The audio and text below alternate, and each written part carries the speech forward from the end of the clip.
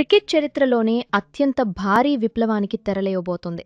దాంతో మనకు తెలిసిన, మనం చూస్తున్న క్రికెట్ ముఖచిత్రం పూర్తిగా మారిపోబోతోంది. త్వరలోనే జై షా నాయకత్వంలో జరగనున్న ఐసీసీ వార్షిక సమావేశంలో ప్రపంచ క్రికెట్ను షేక్ చేసే కొన్ని సంచలన ప్రతిపాదనలు చర్చకు రాబోతున్నాయి. ఒకవేళ ఇవి అమలులోకి వస్తే ఇకపై వన్డే మ్యాచ్లు 50 ఓవర్లు ఉండవు. అవును, మీరు విన్నది నిజమే. ఇకపై వన్డే మ్యాచ్లను 40 ఓవర్లకు కుదించబోతున్నారు. అంతేకాదు, ఫుట్బాల్ తరహాలో ఐపీఎల్ ఛాంపియన్స్ ప్రపంచంలోని ఇతర లీగ్ విజేతలతో తలపడే వరల్డ్ క్లబ్ ఛాంపియన్షిప్ని కూడా మళ్లీ తీసుకురాబోతున్నారు. సాంప్రదాయ టెస్ట్ క్రికెట్ను బతికించడం కోసం 2 డివిజన్ సిస్టమ్, ఒలింపిక్స్లో క్రికెట్ ఎంట్రీ, ఇలా ఒకటా రెండా క్రికెట్ ప్రపంచాన్ని శాసించే సరికొత్త రూల్స్ రాబోతున్నాయి. అయితే రవిశాస్త్రి, సచిన్ టెండూల్కర్, వసీం అక్రమ్ లాంటి దిగ్గజాలు సైతం సపోర్ట్ చేస్తున్న ఈ విప్లవాత్మక మార్పులు ఏంటి? వన్డే క్రికెట్ను 50 ఓవర్ల నుండి 40 ఓవర్లకు ఎందుకు తగ్గిస్తున్నారు? అసలు వన్డే క్రికెట్ కోసం ఐసీసీ వేసిన ఆ సీక్రెట్ ప్లాన్ ఏంటి అనే విషయాలను ఈ వీడియోలో మనం తెలుసుకోబోతున్నాం. ఎక్కడా స్కిప్ చేయకుండా చివరి వరకు చూడండి. స్కాట్లాండ్ రాజధాని ఎడిన్బర్గ్లో జూలై 8, 2026న జరగనున్న ఐసీసీ వార్షిక సర్వసభ్య సమావేశంలో ఈ సంచలన ప్రతిపాదనలన్నీ చర్చకు రానున్నాయి. ఐసీసీ చైర్మన్ జై షా నాయకత్వంలో జరగనున్న ఈ అత్యంత కీలకమైన మీటింగ్లో 12 పూర్తిస్థాయి సభ్య దేశాలకు చెందిన ప్రతినిధులు పాల్గొని ప్రపంచ క్రికెట్ క్యాలెండర్ను సమూలంగా ప్రక్షాళన చేయడంపై తీవ్రంగా చర్చిస్తారు.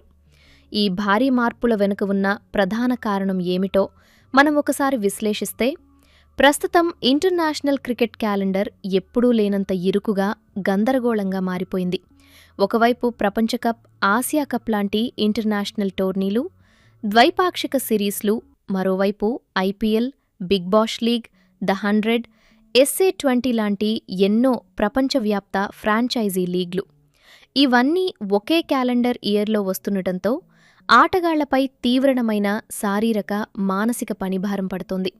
అంతేకాకుండా ఇండియా, ఆస్ట్రేలియా, ఇంగ్లాండ్, వీరిని బిగ్ మూడ్ అంటారు, లాంటి అగ్రశ్రేణి జట్లులేని సాధారణ ద్వైపాక్షిక సిరీస్లకు వాణిజ్యపరంగా టీవీ బ్రాడ్కాస్టర్ల నుంచి, ప్రేక్షకుల నుంచి ఎలాంటి ఆదరణ లభించడం లేదు. దీనివల్ల చిన్న క్రికెట్ బోర్డులు తీవ్ర ఆర్థిక నష్టాలను చవిచూస్తున్నాయి.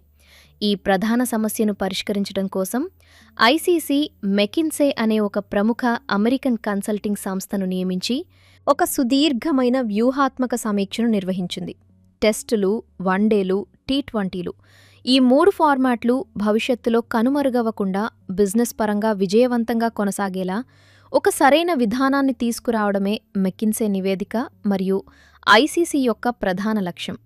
ఇక క్రికెట్ ప్రపంచంలో ఇప్పుడు అత్యంత వేడిగా నడుస్తున్న చర్చ వన్డే ఫార్మాట్ భవిష్యత్తు గురించి. 1970ల నుంచి క్రికెట్ అంటే వన్డే మ్యాచ్లే అన్నంత క్రేజ్ ఉండేది. కానీ ఇప్పుడు కాలం మారింది, ప్రేక్షకుల అభిరుచి మారింది.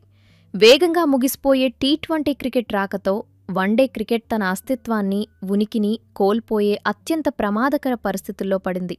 ముఖ్యంగా 50 ఓవర్ల ఫార్మాట్లో మధ్యలో ఉండే 15 నుంచి 40 ఓవర్ల వరకు ఆట చాలా నెమ్మదిగా, విసుగు తెప్పించేలా, ఎలాంటి ఉత్కంఠ లేకుండా సాగుతోందని అభిమానులు మరియు మాజీ ఆటగాళ్లు బలంగా భావిస్తున్నారు. ఈ సమస్యను అధిగమించి వన్డేలను మళ్లీ జనరంజకంగా మార్చేందుకు, వాటి నిడివిని 50 ఓవర్ల నుంచి 40 ఓవర్లకు కుదించాలనే ఒక విప్లవాత్మక ప్రతిపాదన ఇప్పుడు తెరపైకి వచ్చింది. దీనికి సంబంధించి భారత మాజీ ప్రధాన కోచ్ రవిశాస్త్రి కూడా గతంలో ఒక ఎంతో ఆసక్తికరమైన విషయాన్ని పంచుకున్నారు. ఆయన ఏమన్నారంటే, 1983లో కపిల్ దేవ్ నాయకత్వంలో భారత జట్టు లార్డ్స్ గ్రౌండ్లో చరిత్ర సృష్టించి ప్రపంచ కప్ గెలిచినప్పుడు వన్డే మ్యాచ్లు 60 ఓవర్ల పాటు జరిగేవని గుర్తుచేశారు. ఆ తర్వాత ప్రేక్షకుల ఆసక్తిని, మారుతున్న కాలాన్ని బట్టి ఆ 60 ఓవర్లను 50 ఓవర్లకు ఐసీసీ కుదించిందని తెలిపారు. ఇప్పుడు టీ20ల ప్రభావంతో మళ్లీ కాలానుగుణంగా ముందుకు సాగుతూ వన్డేలను 40 ఓవర్లకు మార్చాల్సిన సమయం ఖచ్చితంగా ఆసన్నమైందని, మనం భవిష్యత్తు గురించి ఆలోచించాలని ఆయన స్పష్టం చేశారు. కేవలం రవిశాస్త్రి మాత్రమే కాదు, ప్రపంచ క్రికెట్ దిగ్గజాలు, పాకిస్తాన్ మాజీ బౌలర్ వసీం అక్రమ్, ఆల్రౌండర్ షాహిద్ అఫ్రిది, అలాగే భారత క్రికెట్ దేవుడు సచిన్ టెండూల్కర్, ఆస్ట్రేలియా మాజీ కెప్టెన్ ఆరోన్ ఫించ్ తదితరులు కూడా ఖచ్చితంగా ఇదే అభిప్రాయాన్ని వ్యక్తం చేశారు. మధ్య ఓవర్లలో ఆట మరీ బోరింగ్గా మరియు ఊహించడానికి సులువుగా మారుతోందని సచిన్ వ్యాఖ్యానించగా, 40 ఓవర్లకు కుదిస్తే మ్యాచ్ మొత్తం ఎంతో యాక్షన్తో, ఆసక్తికరంగా, ఉత్కంఠభరితంగా సాగుతుందని వసీం అక్రమ్ మరియు అఫ్రిది సూచించారు. వాస్తవానికి ఈ 40 ఓవర్ల వన్డేల ప్రతిపాదనను 2023లో డర్బన్లో జరిగిన ఐసీసీ సమావేశంలో ప్రవేశపెట్టినప్పటికీ అప్పట్లో ఐసీసీ పెద్దలు దానిని పెడచెవిన పెట్టి తిరస్కరించారు. కానీ ఇప్పుడు పెరుగుతున్న టీ20 లీగ్ల దెబ్బకు వన్డే ఫార్మాట్ను బతికించుకోవాలంటే ఈ మార్పు చేయక తప్పని పరిస్థితి ఏర్పడింది. ఇదే కాకుండా వన్డేలకు సంబంధించి ఐసీసీ మరో కఠిన నిర్ణయం దిశగా అడుగులు వేస్తోంది. ప్రస్తుతం వన్డే మ్యాచ్లను ఏడాదంతా ఎప్పుడు పడితే అప్పుడు ఆడుతున్నారు. దానికి బదులుగా కేవలం వన్డే ప్రపంచకప్కు ముందు 18 నెలల వ్యవధిలో మాత్రమే వన్డే సిరీస్లను నిర్వహించేలా ఐసీసీ ఒక ప్లాన్ చేస్తోంది. అంటే ఒక 4 ఏళ్ల ప్రపంచకప్ సైకిల్లో దాదాపు 2.5 సంవత్సరాల పాటు అసలు ఏ దేశం కూడా వన్డే మ్యాచ్లు ఆడదు. ఈ విధానం వల్ల ఎప్పుడూ జరిగే రొటీన్ ద్వైపాక్షిక వన్డే సిరీస్లకు ఒక స్పష్టమైన క్వాలిఫైయింగ్ అర్థం, పర్పస్ లభిస్తుంది. అలాగే బిజినెస్ పరమైన విలువ కూడా భారీగా పెరుగుతుందని అంచనా వేస్తున్నారు.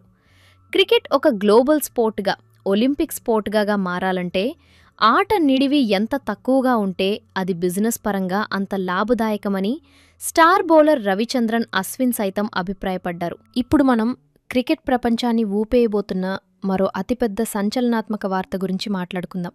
అదే ఫుట్బాల్ తరహాలో ప్రపంచ క్లబ్ ఛాంపియన్షిప్ లేదా వరల్డ్ క్లబ్ ఛాంపియన్షిప్.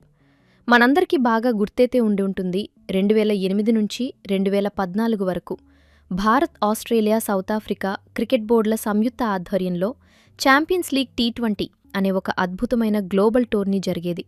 అయితే ప్రసార హక్కులు దక్కించుకున్న ఈఎస్పీఎన్ స్టార్ సంస్థ ఆ హక్కుల రుసుమును చెల్లించడంలో విఫలమవడం వల్ల, అలాగే ప్రేక్షకుల నుంచి అప్పట్లో సరైన వాణిజ్య స్పందన లేకపోవడం వల్ల ఆ టోర్నీని 2015లో అర్ధంతరంగా నిలిపివేశారు.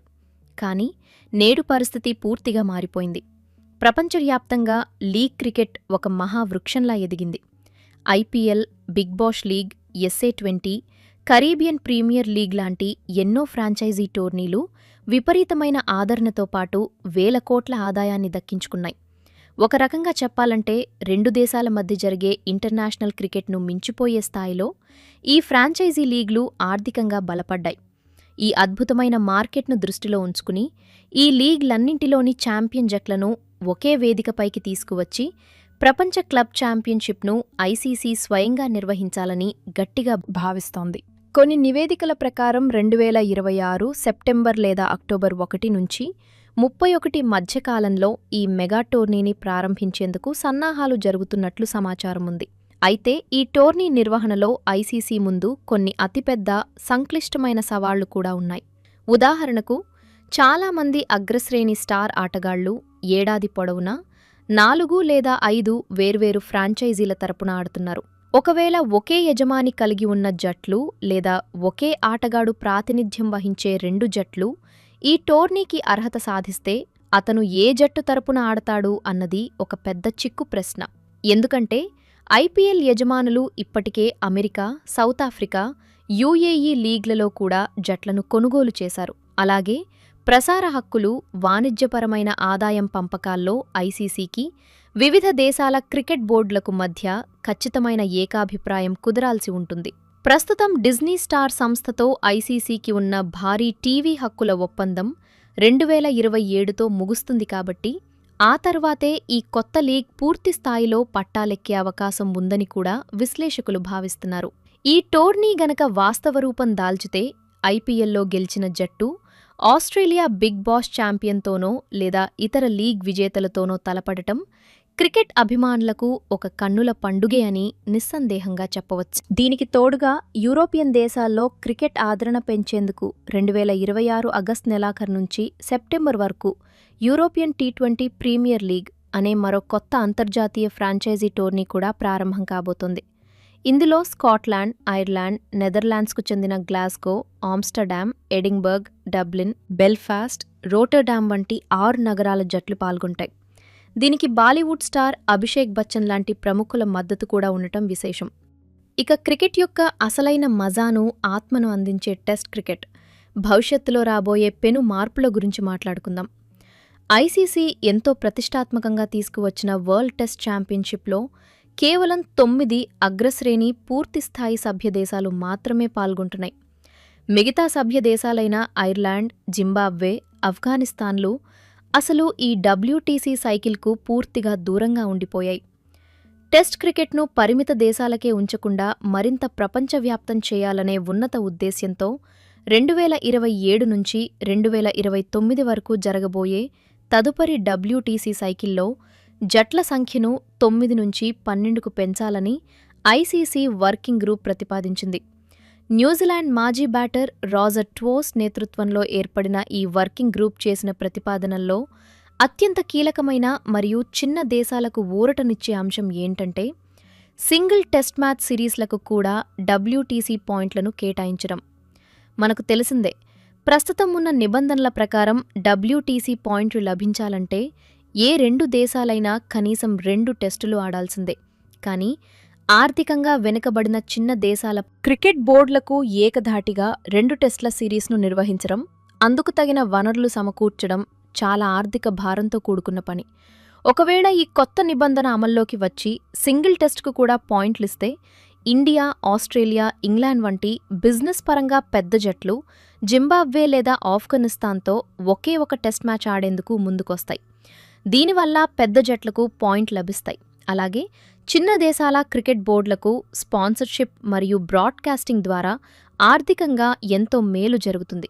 అంతేకాకుండా ఆ చిన్న దేశాల ఆటగాళ్లకు ప్రపంచ స్థాయి మేటి జట్లతో తలపడే అద్భుతమైన ఎక్స్పోజర్, అనుభవం లభిస్తుంది. మనమిందాక మాట్లాడుకున్న ఈ భారీ మార్పులన్నీ ఒక ఎత్తు అయితే, ఏకకాలంలో జరుగుతున్న టోర్నీలతో కిక్కిరిసిపోయిన క్రికెట్ క్యాలెండర్ను ఒక దారిలో పెట్టడం అనేది ఐసీసీ ముందున్న అత్యంత క్లిష్టమైన సమస్య. 2028 లాస్ ఏంజల్స్ ఒలింపిక్స్లో మన క్రికెట్ కూడా ఒక క్రీడగా భాగం కాబోతున్న విషయం మనందరికీ తెలిసిందే. దాదాపు 1900 సంవత్సరం తర్వాత, అంటే 100 ఏళ్లకు పైగా సుదీర్ఘ నిరీక్షణ తర్వాత క్రికెట్ ఒలింపిక్స్లోకి తిరిగి వస్తుండటం ఈ ఆటకు మరియు అభిమానులకు దక్కిన అతిపెద్ద గౌరవం. ఈ నేపథ్యంలో అంతర్జాతీయ క్రికెట్ మ్యాచ్లు, అలాగే కాసుల వర్షం కురిపించే ఫ్రాంచైజీ లీగ్లు ఒకదానికొకటి అడ్డురాకుండా, ఏ టోర్నీ విలువ పడిపోకుండా ఉండేందుకు ఐసీసీ ఒక స్పష్టమైన రోడ్ మ్యాప్ గీస్తోంది. భవిష్యత్తులో క్యాలెండర్లో టెస్టులు, వన్డేలు, టీ20ల కోసం వేర్వేరుగా స్థిరమైన ఫిక్స్డ్ విండోస్ కేటాయించాలని యోచిస్తోంది. దీనివల్ల ఎడతెరిపి లేకుండా ఆడుతున్న ఆటగాళ్లకు తగినంత విశ్రాంతి లభిస్తుంది. జాతీయ జట్లకు ఆడాలా లేక కోట్ల రూపాయలిచ్చే లీగ్లకు ఆడాలా అనే సందిగ్ధత తప్పుతుంది. అలాగే అభిమానులకు కూడా ఏ సమయంలో ఇంటర్నేషనల్ సిరీస్లు జరుగుతాయి, ఏ నెలలో లీగ్లు జరుగుతాయి అన్నది స్పష్టంగా తెలుస్తుంది. అయితే ఇక్కడ మనం గమనించాల్సిన ఒక ముఖ్య విషయం ఏంటంటే, ఈ మార్పులన్నీ రేపో మాపో రాత్రికి రాత్రే జరిగిపోవు. ఎందుకంటే ఐసీసీ దేశాలు ముందుగానే అంగీకరించి సంతకాలు చేసిన ఫ్యూచర్ టూర్స్ ప్రోగ్రామ్, అంటే ఇంటర్నేషనల్ క్రికెట్ షెడ్యూల్ 2031 వరకు ముందుగానే స్థిరంగా నిర్ణయించబడి ఉంది. కాబట్టి క్యాలెండర్లో ఏవైనా సమూలమైన పెద్ద మార్పులు చేయాలన్నా, ప్రస్తుత సిరీస్లను రద్దు చేయాలన్నా సాధ్యపడదు. ఈ కొత్త ఫార్మాట్లు అన్నీ పూర్తిస్థాయిలో రూపుదిద్దుకోవడానికి 2031 తర్వాతే అసలైన మార్గం సుగమమవుతుంది. అయినప్పటికీ ఎడిన్బర్గ్లో జరగబోయే ఈ ఐసీసీ ఏజీఎం సమావేశం భవిష్యత్తు క్రికెట్కు ఒక అత్యంత బలమైన పునాదిరాయిని వేస్తుందనడంలో, క్రికెట్ ముఖచిత్రం మారబోతుందనడంలో ఎలాంటి సందేహమూ లేదు. రాబోయే 10 ఏళ్లలో మనందరికీ తెలిసిన క్రికెట్ స్వరూపం, ఆర్థిక ముఖచిత్రం పూర్తిగా మారిపోనుంది. సాంప్రదాయ టెస్ట్ క్రికెట్ ఉనికిని కాపాడేందుకు, చిన్న దేశాలకు ఊపిరిపోసేందుకు వరల్డ్ టెస్ట్ ఛాంపియన్షిప్ను 12 జట్లకు విస్తరించి సింగిల్ టెస్ట్ సిరీస్లకు కూడా పాయింట్లు ఇవ్వడం మరియు 2 డివిజన్ల పద్ధతిని తీసుకురావడం ఆట అభివృద్ధికి ఖచ్చితంగా ఒక అద్భుతమైన సానుకూల పరిణామం. అలాగే మధ్య ఓవర్లలో వన్డే క్రికెట్ను విసుగు లేకుండా ఎనర్జిటిక్గా చేయడానికి 50 ఓవర్ల నుంచి 40 ఓవర్లకు కుదించడం మరియు వన్డేలకు కేవలం ప్రపంచకప్ ముందు మాత్రమే ప్రత్యేక స్థానం కల్పించడం లాంటి కఠిన నిర్ణయాలు ఆటను మరింత ఆకర్షణీయంగా, పోటీతత్వంతో కూడుకున్నదిగా మార్చగలవు.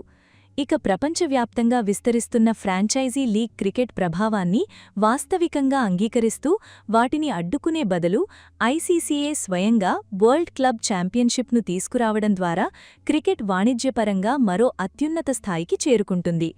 మెకిన్సే నివేదిక మరియు వివిధ దేశాల వర్కింగ్ గ్రూపులు చేసిన ఈ ప్రతిపాదనలన్నీ విజయవంతంగా ఆచరణలోకి వస్తే క్రికెట్లోని 3 ఫార్మాట్లు ఒకదానికొకటి పోటీ పడకుండా వాటికవే ప్రత్యేకమైన శైలిలో భవిష్యత్ తరాల అభిమానులను మరింతగా అలరించడం ఖాయం. మరి ఐసీసీ తీసుకురాబోయే ఈ సంచలనాత్మక మార్పుల గురించి మీరేమనుకుంటున్నారు? వన్డేలను 50 ఓవర్ల నుంచి 40 ఓవర్లకు తగ్గించడం ద్వారా నిజంగానే ఉత్కంఠ పెరుగుతుందా? ఇది సరైన నిర్ణయమేనా? మీ అభిప్రాయాన్ని కామెంట్స్లో తెలియజేయండి. అలాగే వీడియో నచ్చితే ఒక లైక్ చేసి ఇలాంటి మరెన్నో ఇంట్రెస్టింగ్ వీడియోస్ కోసం మా ఛానల్ని సబ్స్క్రైబ్ చేసుకోండి.